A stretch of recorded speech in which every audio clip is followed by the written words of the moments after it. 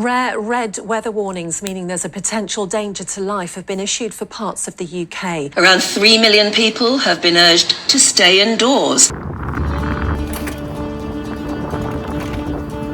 The UK shoreline is rammed with marine life and has a huge abundance of food for marine mammals and fish. Unfortunately, this hoard of food is mostly unattainable for the fish due to the defences which nature has evolved. For shore anglers, this means that fish tend to stay in deeper water where they can prey on easier to eat foods, making fishing from the shore a challenging task. However, there is one situation which turns the tables for us and the usually protected shoreline dwelling life: storms.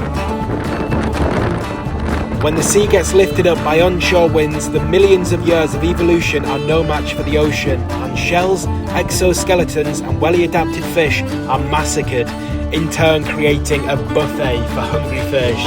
In this video, I will try to find out when the best time for cod is around a storm by fishing through one of the biggest storms this winter. Bait fishing often ends up being many hours of patiently waiting for a bite. I used to struggle to fill this time until I discovered the exciting game Fishing Clash, which is the sponsor of today's video. Fishing Clash is a free-to-play game that ensures you'll never experience a bored moment while fishing again. With over 50 unique fisheries to explore, ranging from the legendary Loch Ness to the stunning coasts of New Zealand, there's always a new adventure waiting. Not only is Fishing Clash thrilling and fun, but it's also a fantastic way to learn about hundreds of different fish species. I've never heard of that species before, a squirrel fish. The fish you can catch in the game are impressively accurate to the species found in the corresponding real-world locations. For instance, did you know that the Amazon River is home to bull sharks? I learnt that today thanks to Fishing Clash. Download the game by using the link in the description box or scan the QR code displayed on the screen. Use my special gift code UNTOUCHED to claim a $20 value reward and a unique avatar for free. Check out the comments section to try it out, and remember to use my gift code UNTOUCHED. So welcome back everybody. We have come down to the coast and we are now the day before Storm Darragh hits, which is what I think is the biggest storm that we've had all year, which is going to be coming in on Saturday and Sunday. So it is going to be pushing the sea up to unbelievable levels. It's going to be just a sight to see more than anything else. But in this video, I'm going to be trying to fish through that storm. My plan is we're going to hit up 3 different conditions here. So today we've got, let's just say, flat calm conditions. We've got a flat sea. The clarity is really quite clear and there's virtually no swell on. And we're going to be comparing the conditions. So tomorrow I'll be back down here to try and fish through some 60-mile-an-hour winds, which I am, definitely somewhat worried about more than anything else. But it should be a hell of a lot of fun. And it should be a hell of an experience, because I'll tell you what, if I wasn't filming a video, I'll tell you now, I would not probably be fishing that. And also finally finishing it off with fishing after the storm, which is a renowned time to catch big fish. So let's get down there. I'm going to show you this awesome mark which I've come to today. I'm super excited about fishing it. We're going to be chucking out some big baits on the bait rod today, hoping to get some nice cod.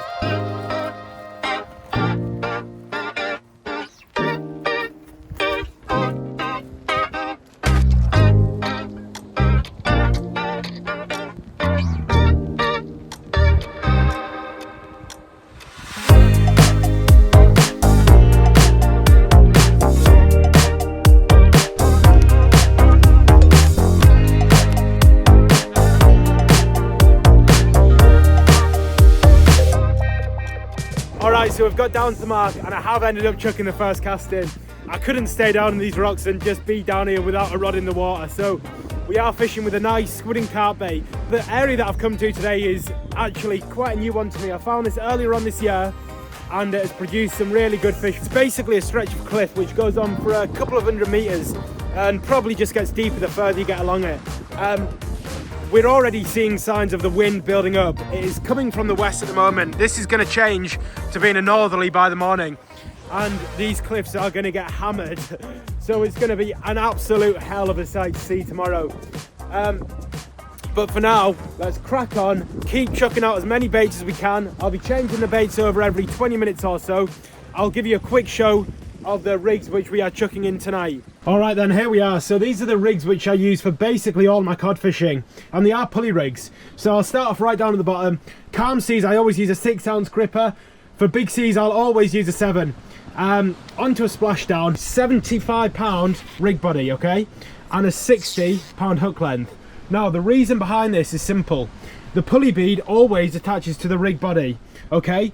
So if you use a hook length and a snood, which are equal strengths, if you get your hooks in a snag and all your rig body is out of a snag, it's basically a roll of the dice which one will snap. Now, doing it like this obviously means that if it's only your hook which is in a snag, it will always be the hook length which snaps. So one more time, 6 ounce gripper, a lot of the time just straight to a splashdown, £75 rig body, pulley bead, power swivel, that's like 50, 60 kilos, tiny, I know, a little bit daft, and then your snood, £60 line, and I use a chinu, Cox and roll. I use 4-row, I like these hooks, and then Mustard Viking 4-rows as well. I use that for a lot of my fishing. I'll occasionally go up to 5-rows if the sea is rougher.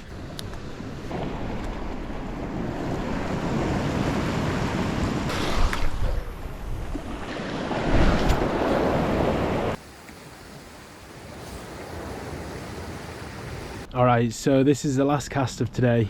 It's been a pretty rough day, to be fair, but that's kind of the theme of the video, I suppose, isn't it? To kind of have the first day to go kind of poorly when the sea's low, and then hopefully it'll pick up later on.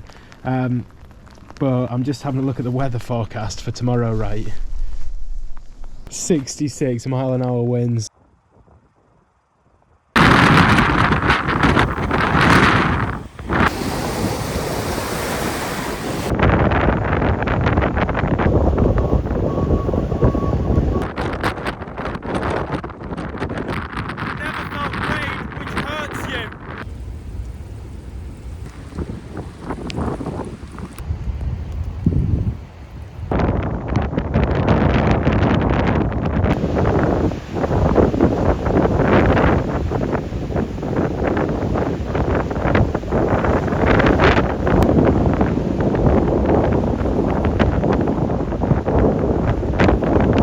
So I've just come down on the shore, just have a quick look and see what state the sea is in. That's got to be the biggest swell I've ever seen, and it's due to almost double by this evening. You can see the rocks where we were last time. We were just over on that point there. Yeah, you can see the waves coming off of it. That is definitely not even considerable. We're going to have to go right to the top end of the cliff today. Now, is it going to be fishable? I do not have a clue. We're only going to be able to find out by chucking a rod in. So let's get up there and let's try to battle through this hell. Alright, so I've just had somewhat of a bad do, and we're down at the mark. I'll show you just what it looks like just for a sec, because the wind is absolutely insane. So I'll show you this. So you might have been able to get a little bit of a look there. I'll pause it so you can see. Basically, that mark is getting soaked by massive waves. They're coming literally 7 meters up, and they're going right over the top of the cliff, which is fine. And they're not coming over with much force. Obviously, you've always got to be careful with the odd rogue waves, because they are a thing. So I'm gonna have to be extremely careful to how I fish this. It looks completely unfishable. It looks horrendous fishing. I'm gonna be pretty amazed if we do end up getting anything out. But, you know, we've got to try. I haven't come all this way to not even attempt it, so we're going to attempt it. I'm going to get a nice carton squid bait tied up now. I've got my massive cooler with me because I actually spent the night in the car to film this, just because it's a little bit to drive to get down here for me. So I'm hoping that the cart's still going to be frozen. If it isn't frozen, then I mean, we can almost write it off, but we'll still fish it either way. So let's have a look if that cart is frozen or not, or what. So while I'm fishing through some of the craziest conditions I've ever even seen, I thought it would be a good point to tell you a little bit of a story about what happened with me while out fishing recently. On the East Coast, the other day while fishing for cod, I won't tell you exactly where this happened, but what I will say is I went out for a day's fishing from Edinburgh. So I chucked both my rods out for range, and after about 5 minutes noticed that one of the rods is moving. Now, it was slack water at the time, and all I could think was, right, that's a fish, nice. So I go up to my rod, just stare at it for a minute. Notice it's taken about a metre of line and then stopping, and then a metre of line, then stopping. And I'm like, that is a really odd bite. It isn't giving the usual head shakes or little nibbles like cod will normally do, or obviously just a straight run. And I was just quite confused. So I pick up my rod, I tighten it up to strike into it. I strike into it, and my instant thought is, oh, it's just gone straight into a snag. So what I do is I start yanking away at it, just yanking away, thinking, oh, I'll hopefully get my rod back. But then notice that it's actually moving a little bit. So my first two thoughts were, oh, it'll be either a load of weed or a line snag. And I thought it'll be most likely be a line snag just by the way that it's acting. And suddenly it literally takes off. At this point, my drag was fully maxed out because I'm thinking it was a snag. And I kid you not, it nearly took me and the rod into the sea. So luckily, somehow, I don't know how it quite happened, but I managed to get my drag loose enough so that I didn't get pulled in, because I was getting pulled in. It was as simple as that.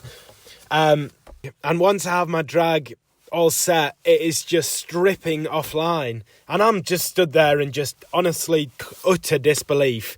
I couldn't even comprehend what could be on there because, you know, you fish in the east. The two things that were going through my head were seal or porbeagle shark. So I get my drag properly set, and that kind of gives you a bit of an idea on the actual size of the fish.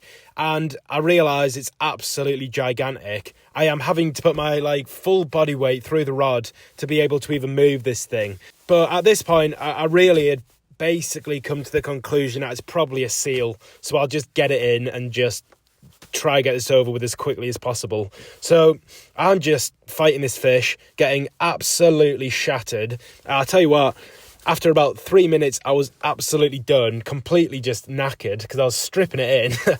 And anyway, about another 7 or so minutes pass, and I get this fish right below me. Just below me was round about 6 or 7 meters deep of water, like straight below me. It was like on the side of a rock edge where I was fishing, and it was coming up to the surface, see my bomb weight, see my rig, and below that rig comes up a huge skate, a huge female skate.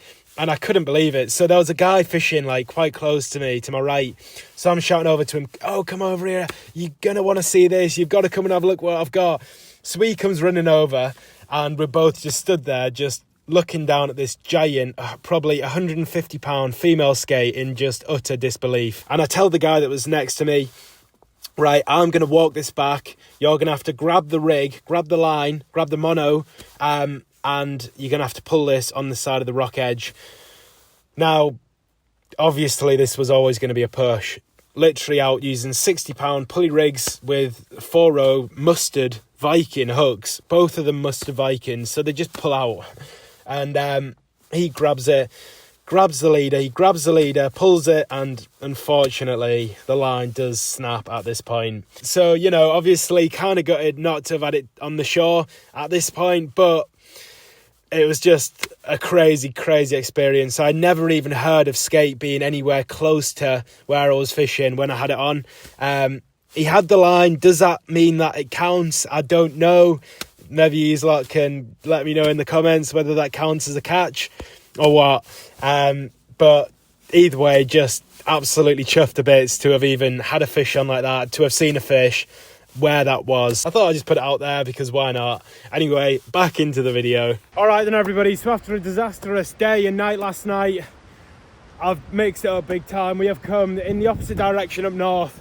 And I mean, we're going in tonight. I've literally just started while the sun is setting. It's a beautiful sunset. And I'm just going to give it all that I've got, really. Got an okay looking sea. It's really quite murky, which is great. There's a lot of colour. Pretty flat, unfortunately, but we're fishing the flood, so it should be as good as a time as really any to get on the fish. So I'm going for it, and I'm going for it hard tonight. Proper bite. Come on. First cast as well.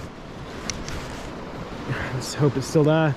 A lot of slack, tons of slack. Please be there. Tons of slack. He's there. Fish on. Oh, decent fish. Oh, good fish on. There we go, guys. Finally, the move has paid off. Not bad. Not a bad fish. Literally the first cast, I left that in for about 25 minutes. I was seconds away from changing the baits and we have just been absolutely hammered. Right, we've got to get it up this huge cliff, which I'm not overly excited about. Blimey, yeah. Putting up an absolute scrap. Cod are the best fighting fish, honestly. Right, this is probably not the best way to do this. Oh, it's not a bad fish.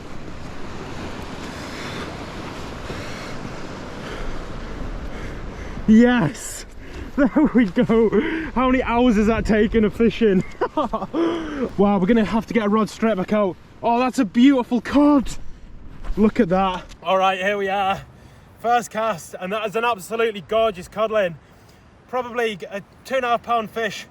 Absolutely stunning fish.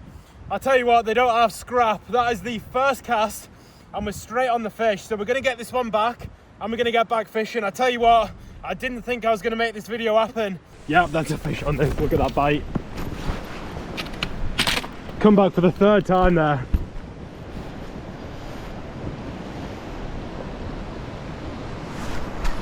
Fish on again. It's handy being up these cliffs because they almost just get to the top of the water and then they can't do much, so they just skim. Don't think it's quite as good as the last, but it's another fish. I mean, what can I say? Get up here. Blimey heck. 2 fish and 2 casts. All right guys, there we are. I don't know if you can see that too well. I don't actually know what's going on with all this nighttime filming stuff. I'll give you a bit of a show of them on the floor. But another absolutely gorgeous, whoop, there goes my phone. Another absolutely lovely cod. Second cast, second fish. You'll love to see it. Another quite fresh run fish. You can just see how fat it is. The last one was the same. It's just a proper belly on it. This one's only about a pound, but stuffed. After that storm. Yeah, I think they're gonna go back all right actually. Nice little haddock. We'll get him back. You know what, to be honest, it's probably my PB. I mean, I think that definitely is my PB actually. I've only ever caught a couple before. Lovely surprise on the last cast. Right, we'll get us back and we're moving back to the mark where we started off. Whoa, I nearly just went in. I nearly just decked it in there. Go on, buddy. All right, well, I've got the last cast out in there now. It's flipping late, I tell you what. It's 11 o'clock and it's a 3-hour journey back I've just worked out from where I'm stood now. So I've got to get going, and decent session, not the worst, not the best, but good to see some fish. Finally. So I'll see you in the next one. Thanks for watching. Also, don't forget to check out Fishing Clash, scan the QR code on the screen, or go and check out the comments down below.